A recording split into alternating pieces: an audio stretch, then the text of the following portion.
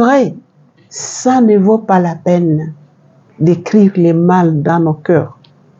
Puisque quand on reste sur les mal qu'on nous a fait, ça nous ronge, ça nous met mal à l'aise, ça nous déséquilibre, ça nous met hors de nous-mêmes. Même si on devrait se concentrer sur quelque chose, on ne le fera pas bien.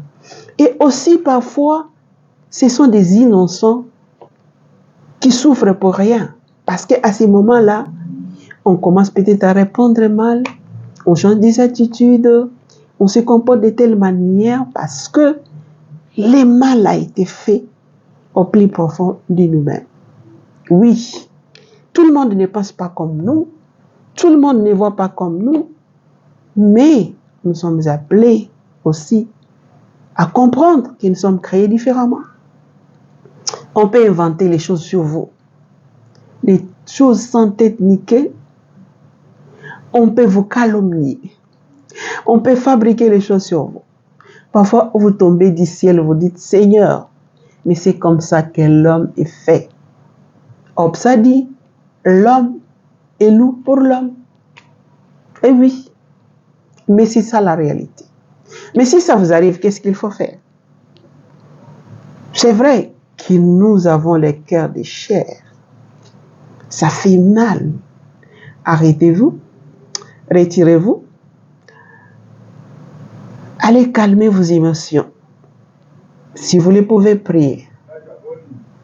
Après, parlez-en avec la personne. Si vous voulez que c'est inutile, laissez le temps au temps. La vérité triomphe toujours. Ça peut prendre l'escalier, mais la vérité triomphe toujours, même si les mensonges ont pris l'ascenseur. Mais ça va toujours triompher. Mais nous souvenir du bien nous guérit nos blessures intérieures.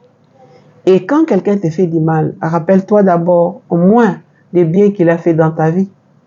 Là, ça calme vos émotions et vous pourrez avoir le temps d'aller parler avec la personne pour trouver un peu de compromis et aussi lui poser par exemple la question de savoir pourquoi tu as fait ça.